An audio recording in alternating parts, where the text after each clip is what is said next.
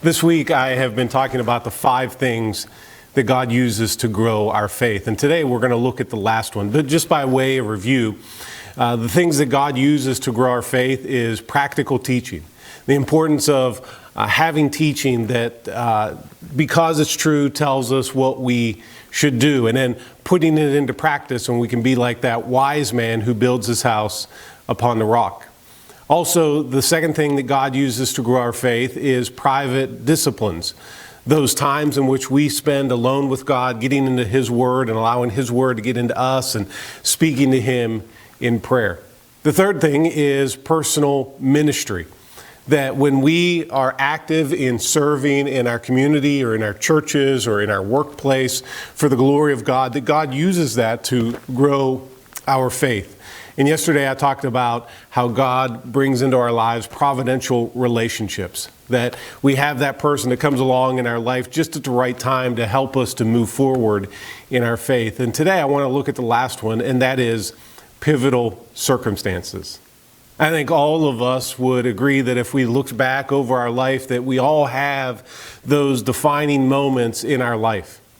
And some of them may be good moments, such as the birth of a child, or a marriage, or a new job, or a brand new home, or a graduation, or a scholarship. And there's those times in our life that we just rejoice in those circumstances. But then also we all have those things that we would consider bad in our life, the tough circumstances, such as a death in the family, a divorce, a job loss, a betrayal by a friend. And it's those moments in our life that we look back and it caused us hurt and pain and sadness. But all of us would agree that whether they're good or bad, that we all have those moments, and we realize had they not happened, our life may have gone in a completely different direction. And there are good moments, there's those defining moments that are good, those defining moments that we look at and would say that they're bad. And we can see that in many different people's lives.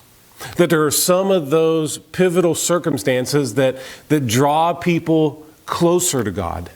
And there's also those pivotal circumstances that drive people away from God. Some people, life gets too easy and they're driven away from God. Some people, the pivotal circumstances that are too difficult cause them to drive away from God.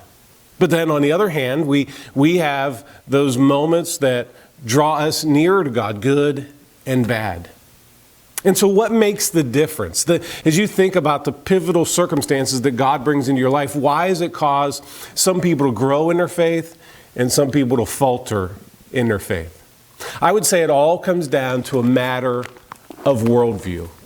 Paul wrote about it this way in 1 Corinthians chapter 2 in verses 14 and 15. He said this, he said, "A natural man does not accept the things of the Spirit of God, for they are foolishness to him, and he cannot understand them because they are spiritually appraised.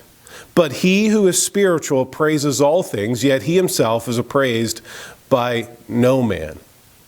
For who has known the mind of the Lord that he should instruct him? But we have the mind of Christ." You see, Paul says there, he says the difference between those pivotal circumstances that either draw us closer to God or drive us away from God is all a matter of our worldview. How do we see these pivotal circumstances that happen in our life? Do we just see them as a bunch of random circumstances that come into our life? Or do we see them as a providential, sovereign God who is in control of all things, and these circumstances that come into our life, whether good or bad, that we can look at Romans 8 and say that He can cause all things to work together for good?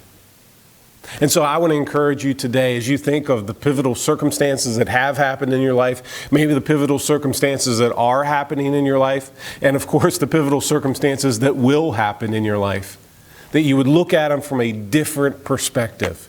Change your worldview. And I want to encourage you that this weekend here at Hillside, either online or in person, I'm going to talk about how important it is for us to have a biblical worldview so that we can identify the things that are true and keep us from believing the things that are false.